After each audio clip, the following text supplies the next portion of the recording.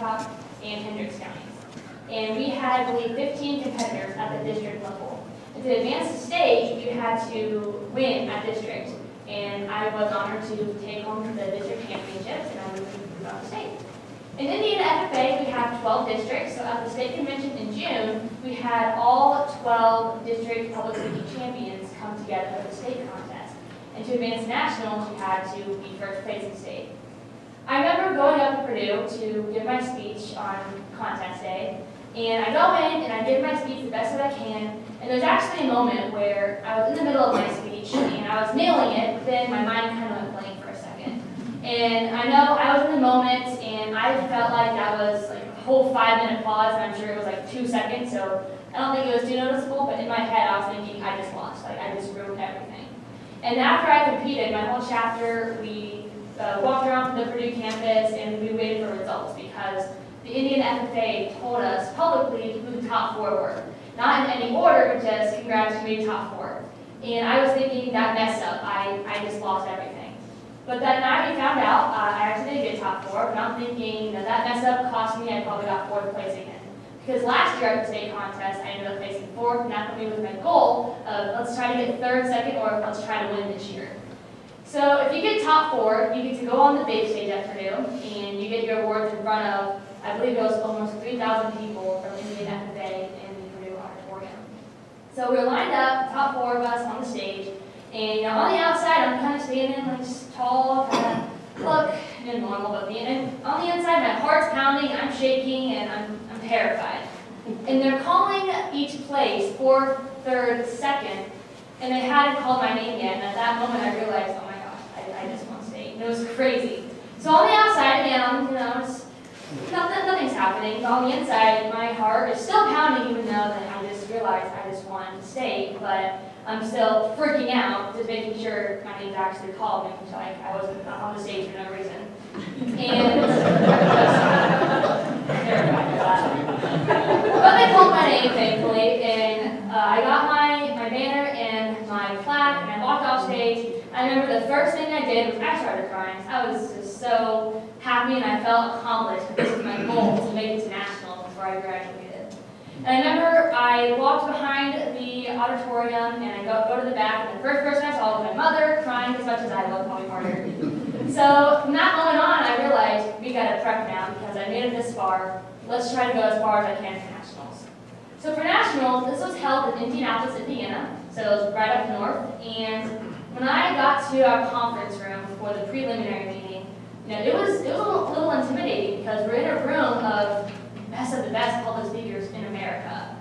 And I know that there are public speakers who are 10 times better than I was, so I knew this was not going to be an easy contest. So first, for the preliminaries, we were separated into 2 flights. And in each flight, there were about, I think, 5 groups, and each group had about 6 or 7 competitors. In order to advance to the semifinals, you had to get either 1st or 2nd place in your group. So we had to actually talk to people in our group as we waited for our turn, and I was, I believe, 4th in my group, so I was right there in the middle.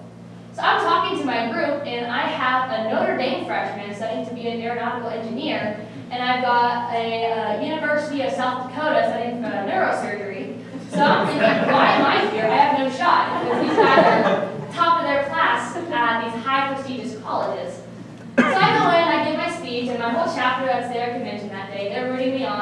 I have our 2 advisors, Mrs. Huntsman and Miss Lawson, and my mom there cheering for me. And I give my speech to the best of my abilities. But it's not just giving the speech, they also have 5 minutes to ask me questions. On the district and state level, most of the questions were based on my personal experiences, because my topic was the alpaca fiber industry. And this industry is one that isn't very well known, so these ag experts from district and state, they know like the beef cattle industry, they know food and crop science and GMOs. So when it came to the alpaca fiber industry, they didn't really know like what to ask. They were all about, why did you choose this topic? What got you into alpaca, stuff like that.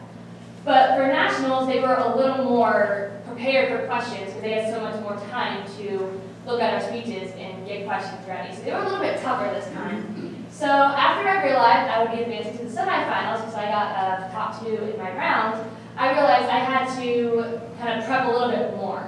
Because I'm not perfect. I don't know every little thing about the alpaca fiber industry. So during our break, we actually went to eat at TGI Fridays, and everyone's eating their food, and I'm talking to Tom Lanford, who's an alpaca farmer, and I'm looking up some questions they could ask me. My mom and I are going over questions, kind of hitting everything we can. So for semifinals, it was the top 16, and we were separated into 4 groups of 4. In order to advance to finals, you had to win in your group, so we could see who the final 4 was. And again, we had the opportunity to talk to people in our group, and I was intimidated because, for one, I had a boy from Wyoming who was last year's National Creed Speaking winner, where you had to memorize the FFA Creed and you present it to judges. So it's like prepared public speaking, but the speech is already written for you. So he won nationals in that last year, and then I have the representative from Texas. And if you know anything about Texas FFA, they're the United States' largest state organization. It's predicted there are about 7,500 competitors on the national public speaking level that competed across America, and Texas had over 1,000 of those competitors. They're a huge organization. So if you win public speaking in Texas, you almost always advance to the Final Four. At least in the past 5 years, Texas has always advanced on it. So that was already intimidating enough. So I go in there and I give my speech the best I can. I answer the questions, and I was able to watch the last 3 speeches because I went first in my group. And there's the boy from Wyoming really stood out to me. My speech was very fun, bubbly, positive. I'm making some jokes here and there, but his was very strict and formal and to the point. So I knew that this is going to be between, are the judges looking for entertainment or are they looking for a formal and factual? So we found out who the top 4 were that night at the public speaking banquet, where everyone who competed came together for a dinner and we would find out our results. So first they had the bronze finalists, which were those who didn't make it through preliminaries. And then they had the top 16 lineup. And what they did was, it was awful, I hated it, but it was so intimidating. We had us all lined up and they called our names for these silver finalists. You didn't want your name called because that meant that you weren't advancing to the Final Four. So we're all lined up and you can kind of see who from your group is being called, and I saw the first girl from, I think she was from Montana. She was in my group, she got called, and I'm like, okay, we're still going strong. And then I see Texas get called, and I'm still standing. On the outside, kind of staying on there, formal, it's kind of, all right, awesome, that's cool. But on the inside, I'm screaming, I just beat Texas, that's awesome. That's crazy, I wasn't expecting that. So then there's about 10 of us standing in line, and I'm thinking, all right, you made it this far, let's win this thing. But I look over, and Wyoming is still standing. Okay, so it's between us 2. So are the judges looking for factual and formal, or are they looking for entertaining? And what I've learned through FFA contests, 4-H shows, and a variety of pig shows and sheep shows and travel shows is that there's always a different judge every single day. And each judge is looking for something different. So you're not going to get the same exact preferences from every single judge. So it would all depend on what these judges on a semifinal are looking for. And unfortunately, they were looking for factual and that day, because I had my name called. And it took about 20 seconds from the time that I heard my name to the time where I sat down on my seat after I walked across the stage and I shook the director's hands and I grabbed my pen, this one actually. And it was 20 seconds that I was just thinking to myself, come on, I had it. I was devastated. I heard my name and my heart sunk, my stomach dropped, and I was just absolutely devastated because I had my whole school rooting for me. They actually had my name on the big sign up front, and they had me on the announcements. They made the day before that Blue and Gold Day. Good luck, Julian Hamlin. Good luck at Nationals. I know I have the city of Shelbyville rooting for me. You've got it. Represent us. You're going to do awesome. I had Indiana FFA rooting for me. I had the state officer team and the state program specialist that actually helped me and gave me critiques. And they were rooting for me. I had all these people counting on me to win, and I feel like I had failed them. But I also failed myself. But we had a past national officer who came on stage and said, guys, listen, no matter how you place today, just think about this. There were over 7,500 competitors across the U.S. that competed in this contest that aren't here today because you are. Because you are here. Because you earned your spot in the national contest. So even if you aren't advancing to the Final Four tomorrow, think that you made it here, and that should be a huge accomplishment. And it totally was, I may not have made it to Final Four, but it was still a huge accomplishment and achievement for me just to be at nationals. So from this experience, I learned two things. The first thing was that, we're all going to fail, and that's just something we can't avoid. But we need to learn from our failure that makes us stronger and more powerful people. It makes us wiser in all we do. And I took my failure and I put it into a speech where I'm using my speech and debate season this year. And I did a whole speech over failure, talking about the different types of failure, what happens when we fail, and how we can learn from it. And I actually gave this speech at the Southport meet last Saturday, and I took home first place in varsity. So that was already a huge goal there that I took from what I failed with, and I put it into something stronger and better. The second thing is that, when one door closes, another door just happens to open. So the next day of convention, while these final four competitors were out speaking in the contest, I actually was asked to be in a national FFA commercial. So I got to go into what's called the Blue Room, and it's a big room where you can learn all about different agricultural topics with hands-on learning experiences. And I had a microphone set on my jacket, and I had about 3 camera guys following my every single move and capturing my every word. And they had a guest speaker who was Jim Bridenstine, who's the administrator of NASA. He came and spoke to us, and I had the opportunity to talk with him and ask him a question about ecological issues in our country, and I had to have a one-on-one conversation with him. It was pretty cool. So now, I may not have advanced to the Final Four, but I did have the opportunity to film a commercial for FFA. That was pretty awesome. So after I competed at nationals, one question that I'm asked all the time is, what's next? Like, what's the Julie Hamlin gonna do now? What now? So I will say, I'm just kind of taking things day by day, seeing what happens in my life, but I'm focused on FFA right now, trying to get through my senior year. But one thing I really want to push is that I'm graduating this May. And FFA, I can honestly say, has changed my life. It's given me so much. How can I give back to this organization? So as some of you may or may not know, I have my own business called Julie's Wealth of Friends, and I have my own alpaca fiber, and I create little figurines out of them.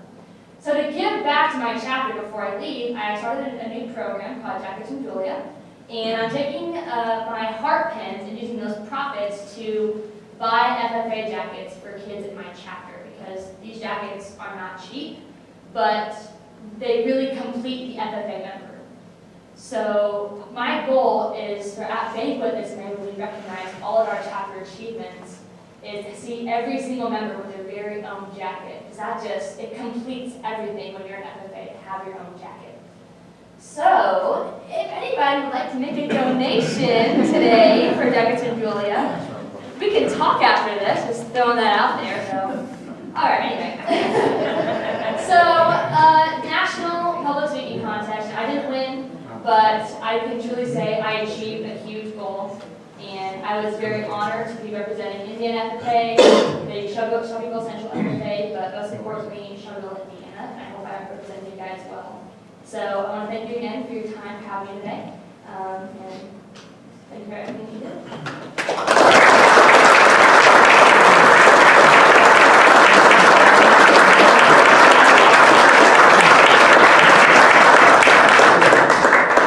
Julie, I don't want you to think that you were a failure, because very few people get to compete for anything at the national level.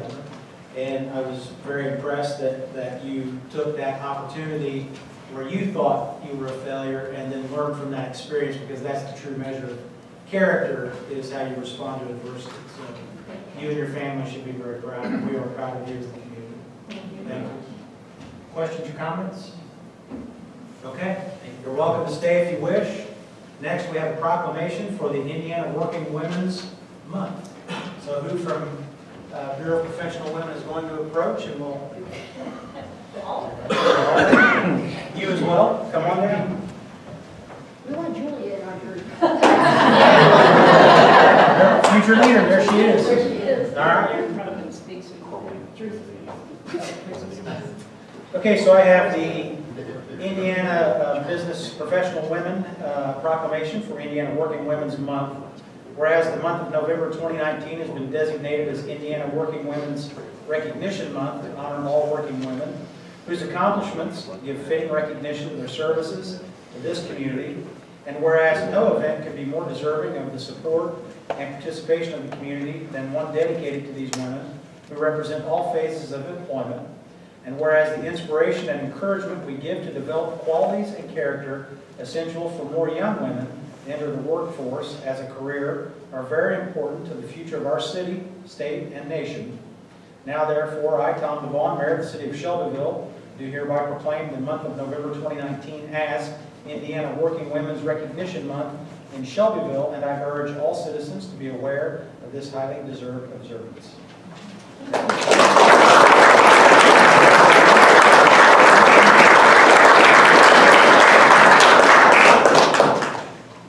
Okay? Any questions? Thank you very much. You're welcome. Thank you. Okay.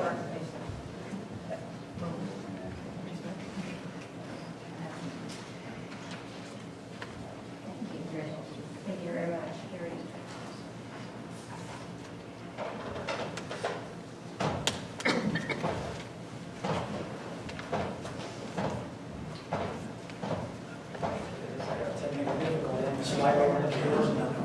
What's next on the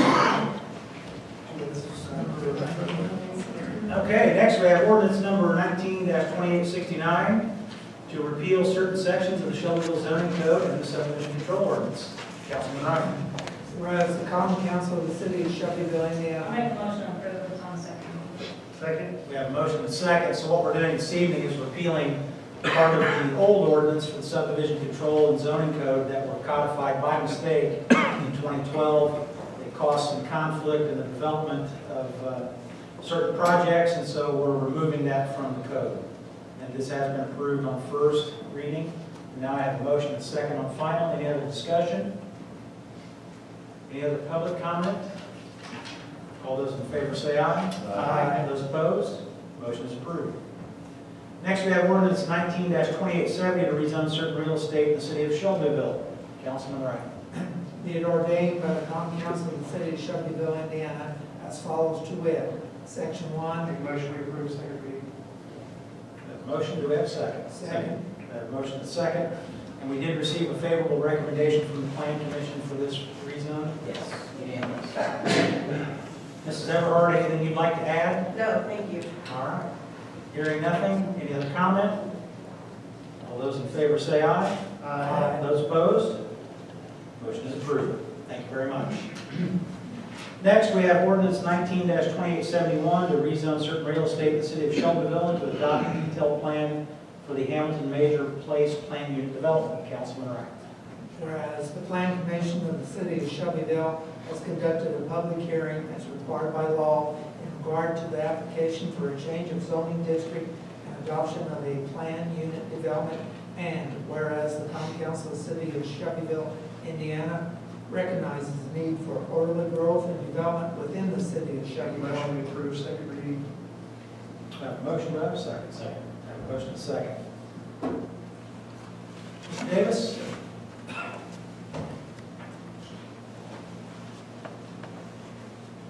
Tom Davis with Genesis Property Development. We presented this a while back and went to Planning Commission and got recommendations from them as well as some additional items. So what we did was when we presented it, we addressed those areas in red that had changed from the original one. And so I just wanted to kind of go over those briefly with you. First off, in the purpose and intent, the items that aren't addressed in the PUD will follow the UDO for the most similar zoning district determined by the planning director. So basically what it's saying is if we don't address it in here, it still has to follow the UDO in order to be approved. Under the townhome development, Major Hospital still owns a building and a piece of that property in that phase 2 part of the project. So I'll show you that.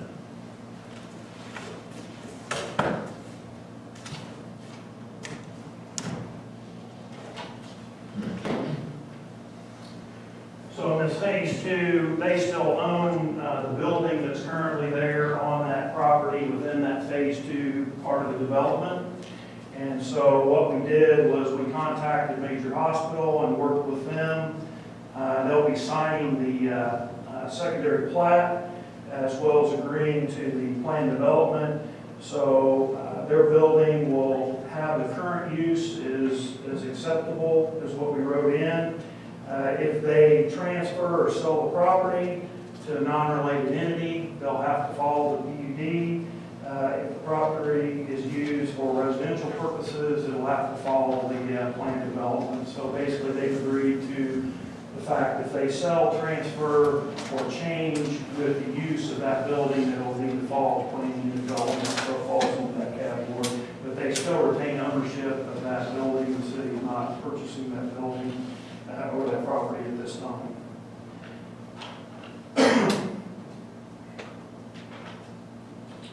The other thing we did was we added playgrounds kind of to the review standards for both those. So if you have a playground that you want to build in that area, you'll need to submit it, and there are rules for that as far as minimum heights and size on the playgrounds, but they'll have to go through the architectural committee in order to be approved. The other thing is we actually went to a landscaper and actually added an exhibit that you'll see in the back, which is attachment D, which is for the street plantings, the trees and landscaping, so that we actually made the recommendations of plantings that are good for that location, which we're going to put them around those homes and between the sidewalks. And so those recommendations were made and tied to PUD so that they needed to choose between those specific trees or landscaping in order to do their landscaping on the project. The permit for construction, for people who buy the property from the city, once the city sells the lots, we have a stipulation in there that a permit for construction must be submitted no later than 12 months after the purchase of the lot. Failure to apply for a permit within the specified times will be subject to the enforcement procedures and fines established in the UDO. So basically, we're trying to encourage people to buy the lots and start building on them right away and not sit on them, not just buy the lots to own.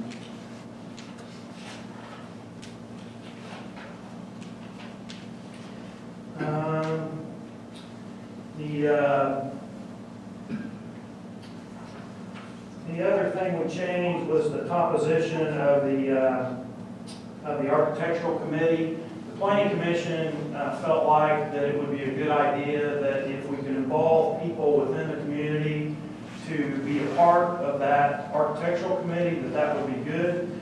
So the two mayoral appointees must live within 600 feet of the boundary of the planning and development.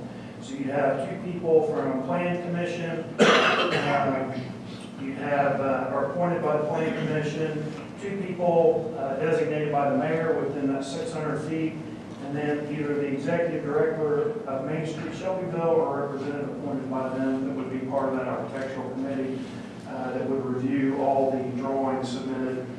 Drawings have to also be submitted by an architect, which is already had in our standards, so that they can actually review those drawings.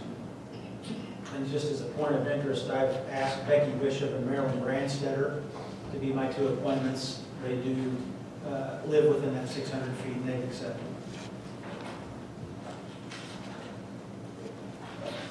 I think that's really covers about it. There's been some other minor changes, but they're pretty minor as far as what we're the overall, mainly just spelling errors.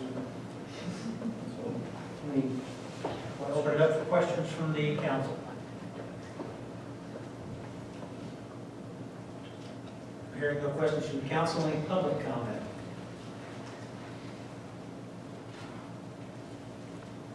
Seeing no public comment, I have a motion and second. Is there any other discussion? All those in favor say aye. Aye. Those opposed? No. Motion is approved 4-1. Any other old business?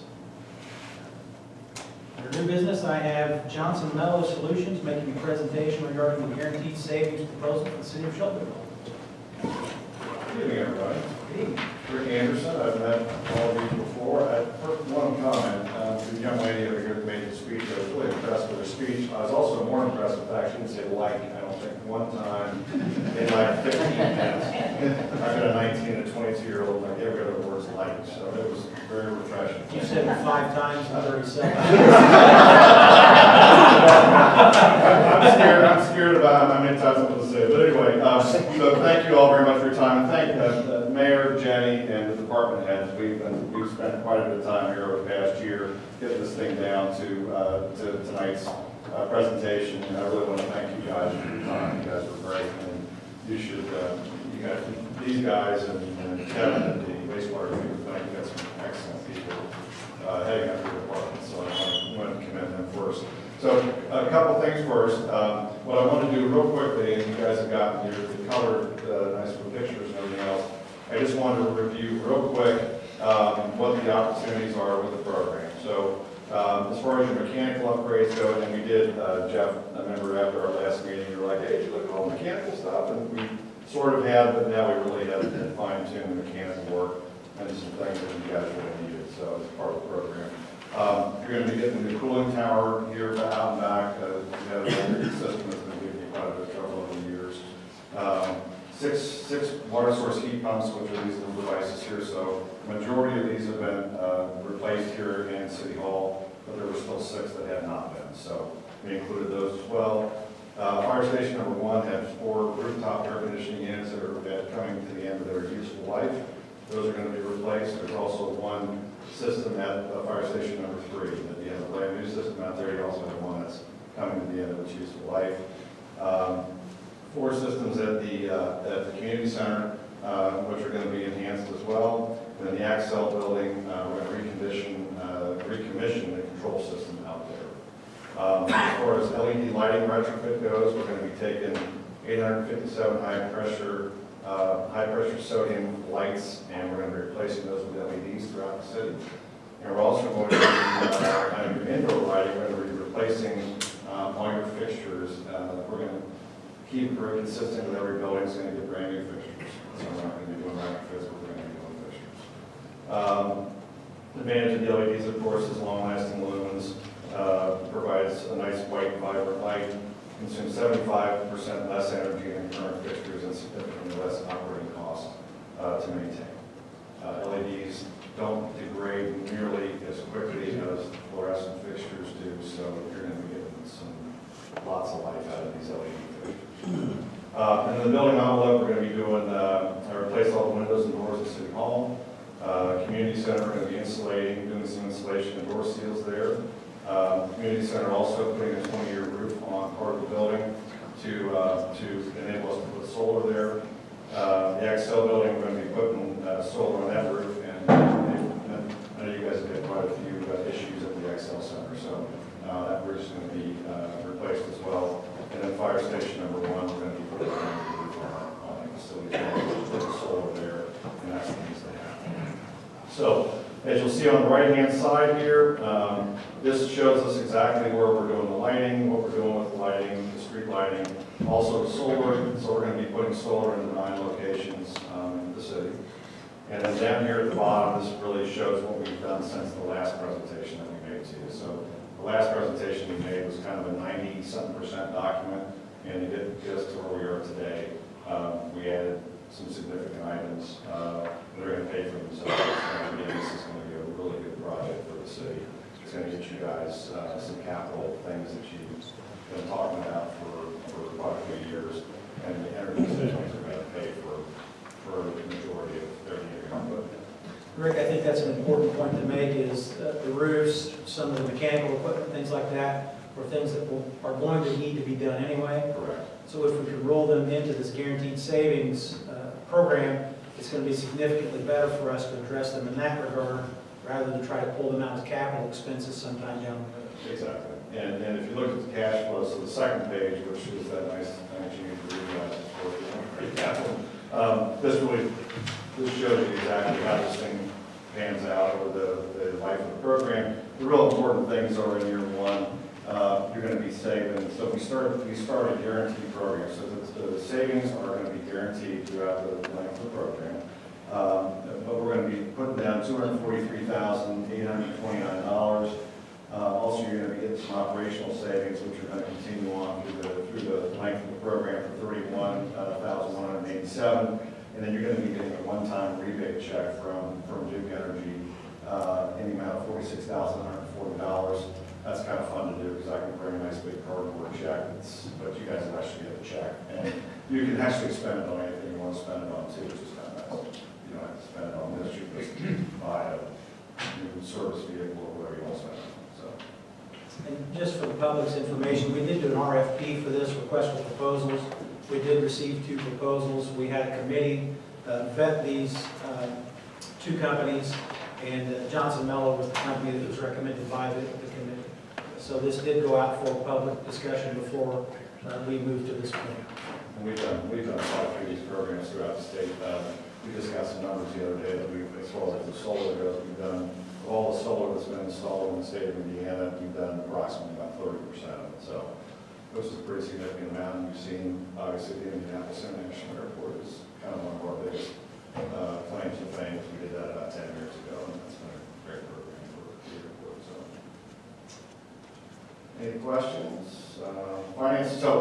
Finance Committee, we met with last week, Brad and Brian and David were part of that as well, and got the approval from the Finance Committee last week. So looking for your approval this evening, and then once we get that, we'll meet with the board of works in a couple of weeks, see the financial guys going over still all the facts and figures. We've got a contract to Jenny for her looking over, and she's in the process of doing that as well. So tonight we're just looking for Tom wanted to make sure that everybody was in the boat on this thing. So Open it up for questions from the council. I have 2 questions. I think I brought this up the last meeting about solar panels. If they're in the ground for 25 or 30 years, you're guaranteeing you'll take those out at the end of our contract, or can they stop producing energy? those things could go on. Right now, you're getting about 20. The lifespan of those panels is about 25 to 30 years. Let's say it could be 35. I mean, they could last longer than that. So The point is, once they're done, I don't want an eyesore out in our parks to have these solar panels if they're not working. So is there somewhere in the contract we can do that? sure. Yes, no problem. Kirk, could you? First Schneider and Cross. Answer the question, I'm going to, and if you'd like to put in the contract that we would take out the solar panels, we will do that after 25 years. I will tell you, it's not that they just fail. What happens is the percentage of energy decreases, and history has shown over the last 40 years, this California's had this for many years, it just degrades down to 80%. As long as you do a good preventive maintenance, and you see it will last longer. And part of the contract is full service maintenance for a period of 25 years or so. And then after the next year, 26. 6, if you want us to take it out, we already have to. So would it be best to put the language as percentage of efficiency rather than just years? Would you be willing to give us the latitude to have that discussion as part of the contract development? Because ultimately, the contract will be approved by the Board of Works. Okay. And Mr. Williams is sitting in the audience here, so he now is on notice that we'll have that opportunity to have that discussion. But if you paid off the panels, let's say in year 25, we're saving you at that time, $400,000 a year. It's just, why would you kind of get something right there? So, but, And some of this won't be on council. I I would assume, yeah.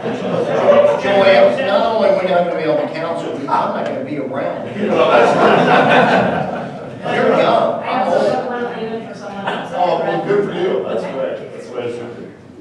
My next question was, since the roofs are going to be repaired, or HVAC and all that, is there a way to lower insurance on that policy, insurance policy?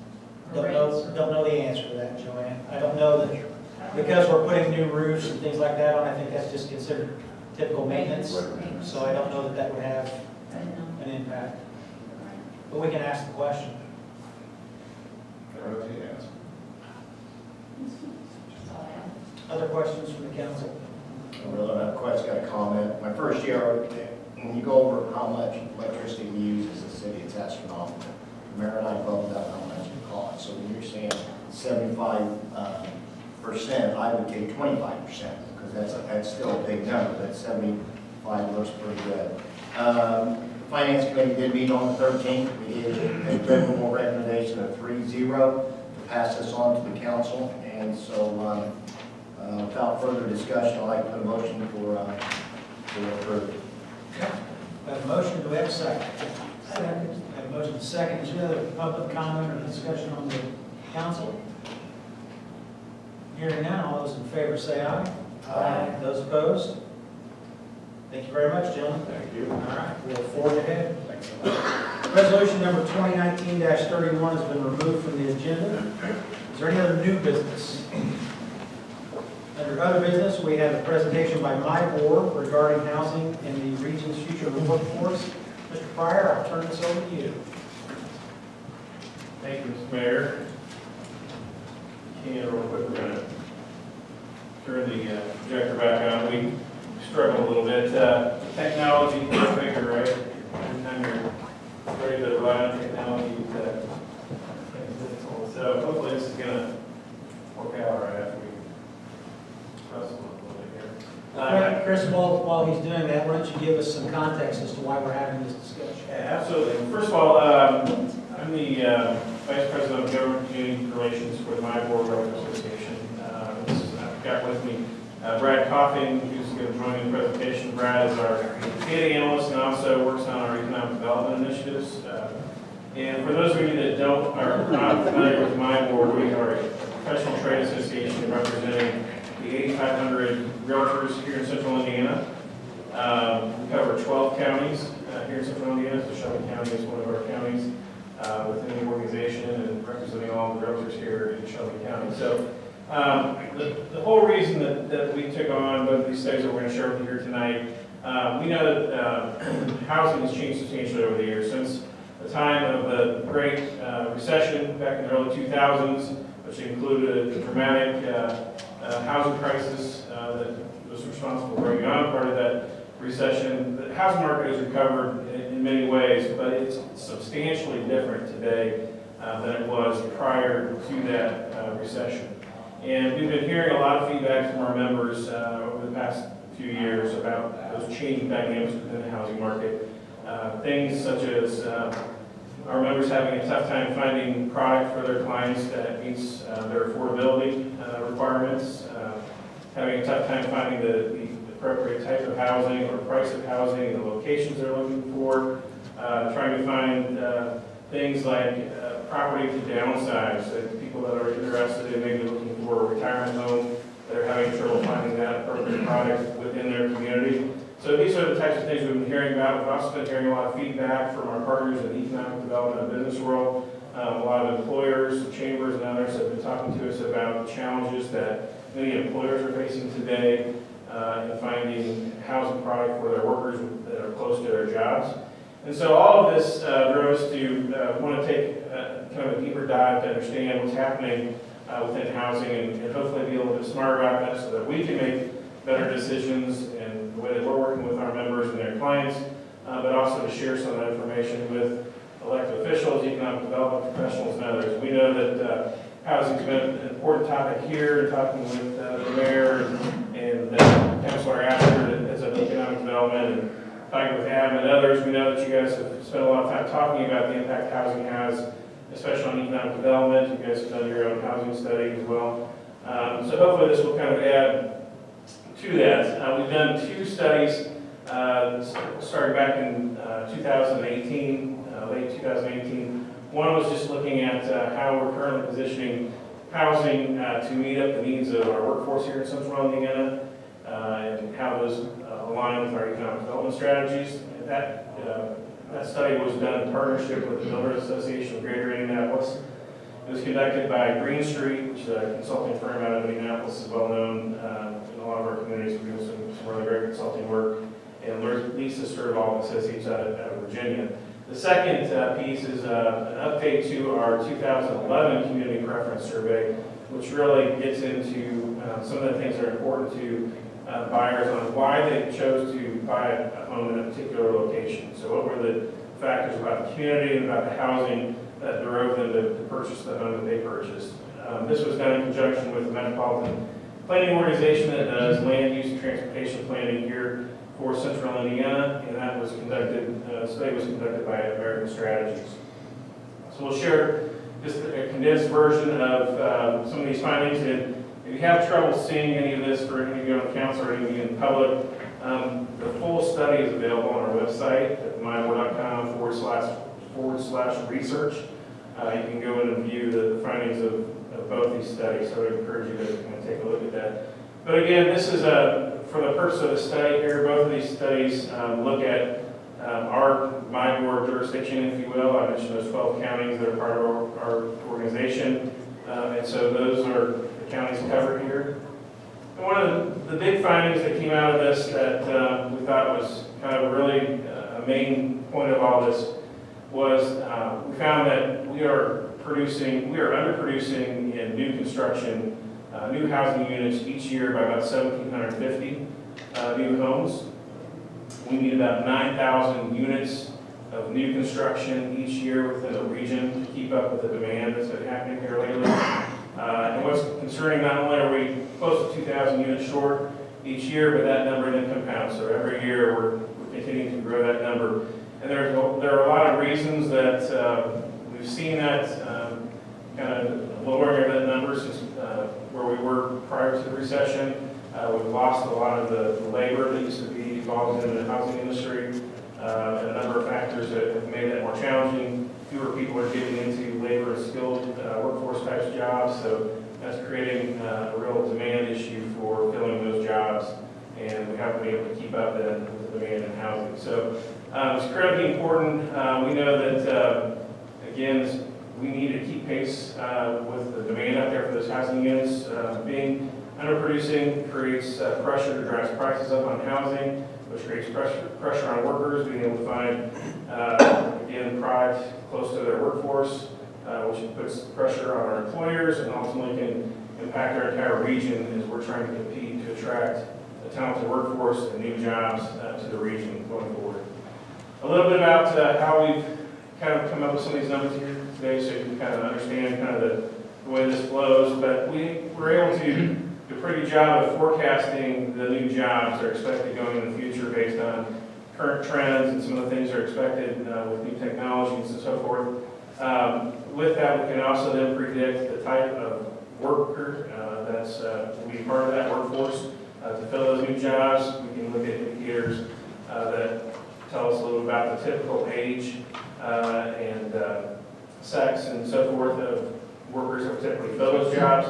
And based on those factors, we can also then predict what the average household formation will look like based on those numbers. And then ultimately that reflects on the number of new housing units we'll need. So looking at the region over the next 20 years, we know that we're expecting about 275,000 new jobs to be produced here in the region. And you're looking at that formula we just discussed. With that, we're able to predict that we're going to need about 180,000 new housing units to keep up with that demand over the next 20 years. That's a pretty daunting number when you think about that. Again, that's going to be spread around that entire 12 counties. So each county will see different numbers with job growth and housing demand. Some will see more, some will see less. But we also know that it's an important number to keep in mind for the entire region because, as all of you know, people live and work in different counties, different communities. So we can't look at this kind of in a silo within just our own particular county, our own community. We need to pay attention to what's happening in the region as a whole. So that's why we've shown these numbers to you here today. One of the other things that's important to keep in mind as we're looking at this as well is that we know that not only is price a big factor and the number of available homes out there, but the type of product that we're delivering to folks, that the demand for different types of products has been changing over time. We're hearing it consistently from our realtor members and based on the feedback from their clients and what they're interested in, what they're looking for. And a lot of that is driven by changing household formation that we're experiencing here in the United States. And many of you can relate to this firsthand, probably within your own families and with friends and so forth. But back in 1950, 75% of households were married. Today, that's only 50% of households are married. Back in 1950, again, 43% of households were married with children. And that number today is just 20%.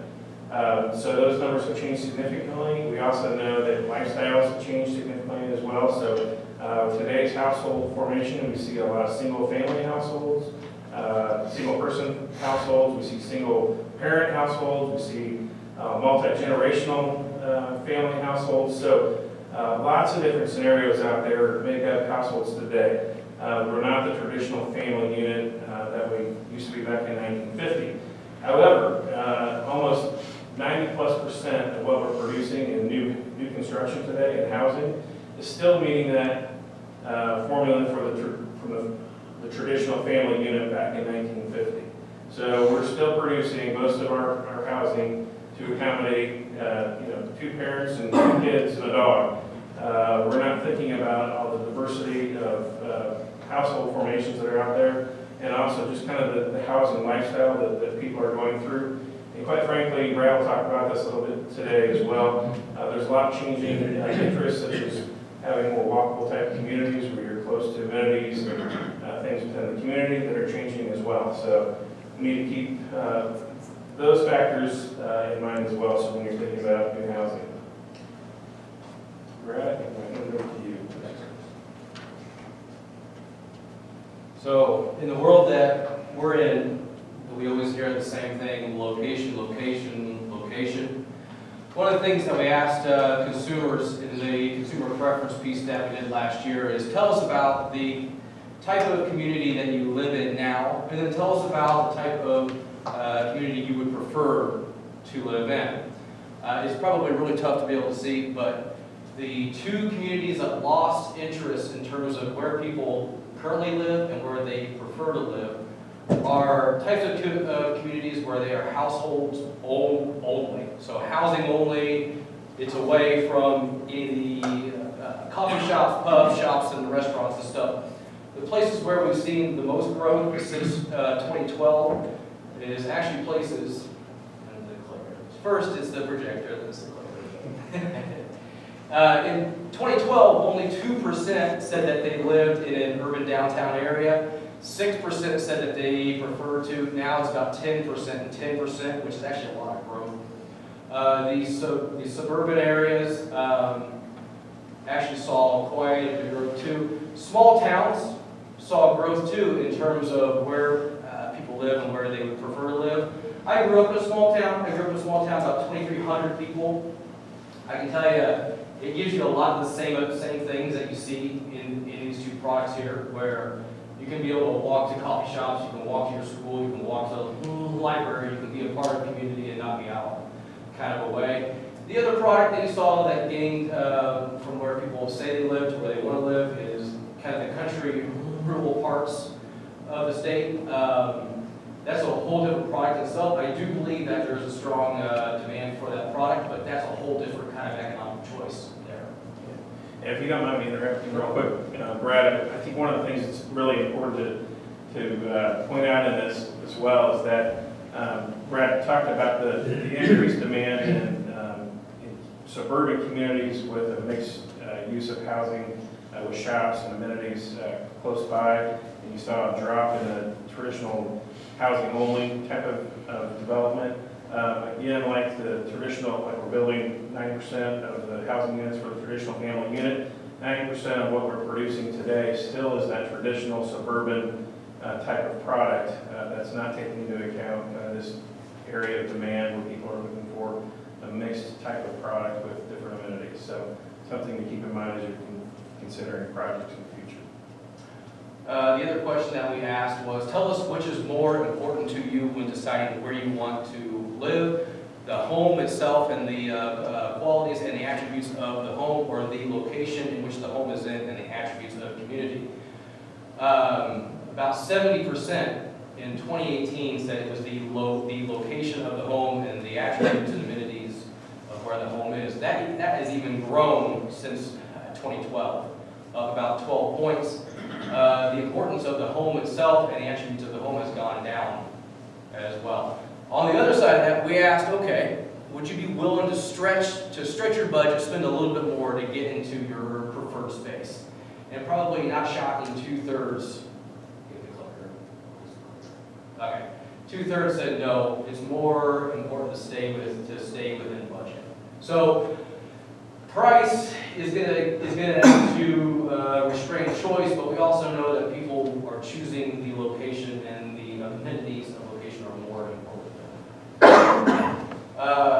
We asked people, tell us on a scale of 1 to 5, what are the most important attributes of place when you're considering where you want to live. Probably not shocking to you, people want to live in a place that feels like it's safe from crime. The other thing that still ranks really high is high quality schools, and no doubt after tonight hearing your awesome students speak, you all do a wonderful job of that. Pricing. People still need to find places that are affordable and stay within the budgets. The one that surprised us, though, was having hospitals and doctor's offices nearby. That's something that we didn't really expect. But we are aging more and more as a community, as a region, as a state, as a country, and we are consuming more healthcare needs. Two things that scored a little bit lower but have had a lot of growth that I wanted to point out. Sidewalks grew by nearly 10 points from 2012, and probably not surprising then, places to be able to walk to. So shops or the restaurants within walking. So you want the amenities, you want the things to be able to go, but you also want a safe way to be able to walk to and from. Which you all have actually done a great job here as well with the walking trails that you've done for the last few years and creating a really great downtown too. We asked people to choose between a couple of communities. Community A was a house with smaller yards, but it was easier to walk to places. And community B was homes that were larger in size, but you had to drive. In our area, slightly more said that they preferred the larger home lots and you had to drive to places. But we tend to miss the story that nearly half said that they did prefer smaller homes if it was easier to be able to walk to places. As Chris said earlier, we are serving almost exclusively this side of the market while kind of ignoring this potential demand that's out there. We also asked people, what are some of the barriers you see to home ownership? So we know that price is going to restrain choice. Price is going to be a pressure, but tell us about other things. Student loan, college debt. The one thing I will point out is, I didn't add this slide, but I probably should have, is when you break this down by age group, this is felt across generations. Everybody kind of assumes it's millennials and whatnot, but you see it a lot in the Gen X and even baby boomers. So what tells me is either during the economic downturn, people went back to school, or people took on more and more of their children or grandchildren's debt. The other one is consumer and credit card. You actually see that less in the millennials and more in the Gen X and baby boomers. And working full-time but not making enough to afford a home. That's one where we really need to work on the economic development strategies and creating quality place so we can actually bring in higher paying, higher wage jobs. Down payment and closing costs. If you're paying too much for your housing now, it's really tough to be able to save up. And if you're also having to deal with college debt, credit card debt, and the wages aren't keeping up, it's really tough to be able to save for closing costs and for your down payment. With this, I'll turn it back over to Chris. So besides the need to produce more housing, we also know that it's really important, as I mentioned earlier as well, to pay attention to affordability issues. Again, Brad just mentioned that was now to the third most important factor to folks when looking for a home. And I think it's a reflection of kind of where we are today with the market and jobs. And so this is a little bit of information that may be a little bit hard to see, but the graph going across here represents the 20 job sectors that are expected to see the most job growth in the next 20 years. On the far right, the tallest column you'll see there is healthcare and social services. So that these represent a variety of different jobs, but you can see these are the most anticipated areas of growth in the next 20 years.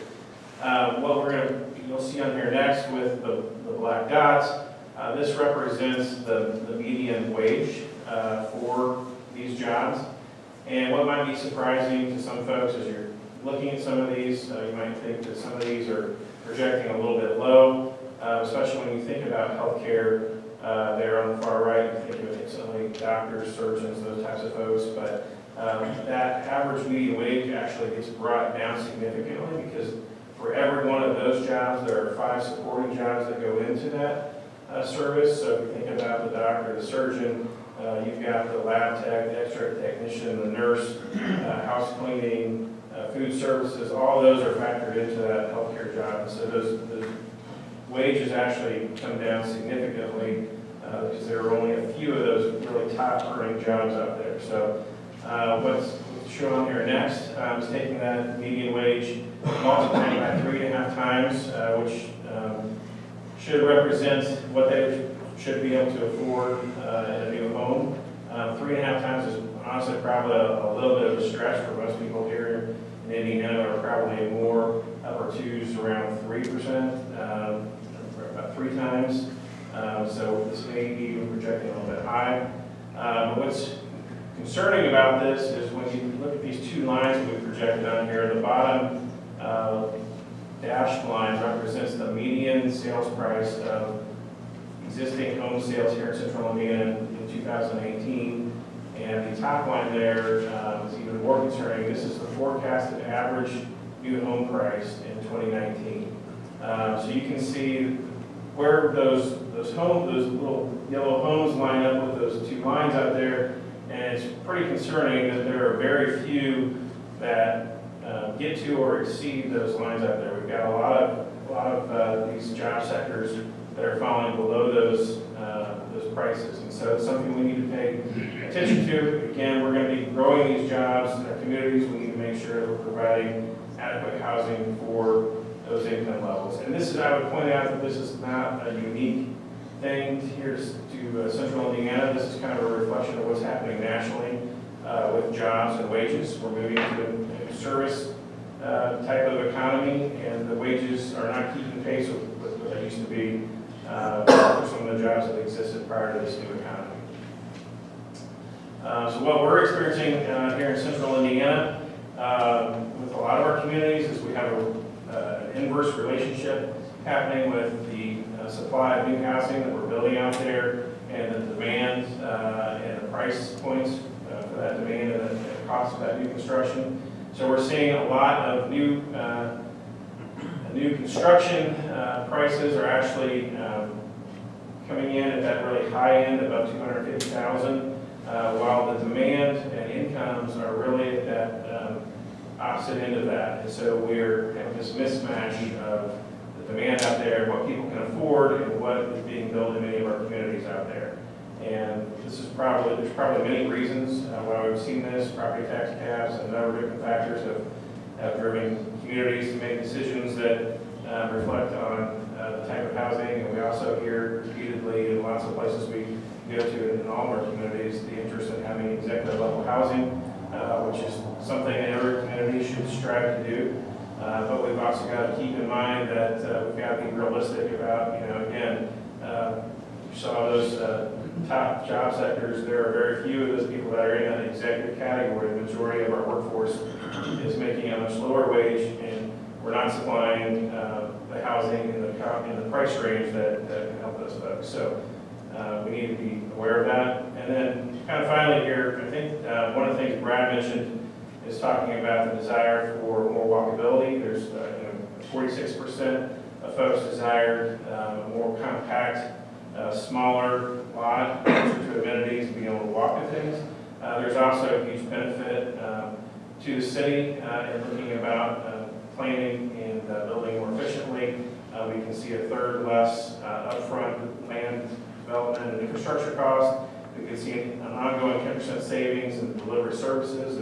If not to travel as far for picking up trash and making fire runs and so forth. And we can also generate 10 times the revenue off of a more compact design. So one of the things I point out is we're not here trying to deliver the message that everything should be this compact, walkable type of development out there. There's still a huge demand for the traditional family style neighborhood, and so I wouldn't tell you to turn your back on those, but the point is, again, to make sure that we're paying attention to, we're missing a huge segment of the market demand out there, and so we need to make sure that we're balanced in what we're approving and developing going forward. So this is something to keep in mind. And in closing, I just say, again, we think this is critical to think about some of these things for the economic success of our communities and the region. It's important not only to just that we build more homes to keep up that demand out there, but it's also critically important that we're paying attention to the affordability of those homes and how they're matching up with our workforce and wages out there, and that we're also paying attention to the different desire for a different type of product. Again, that can meet the demands for people both ends of the spectrum. Many of our young first-time home buyers and many of our aging boomers and others are interested in oftentimes very similar products. So all of those things we just encourage you to keep in mind.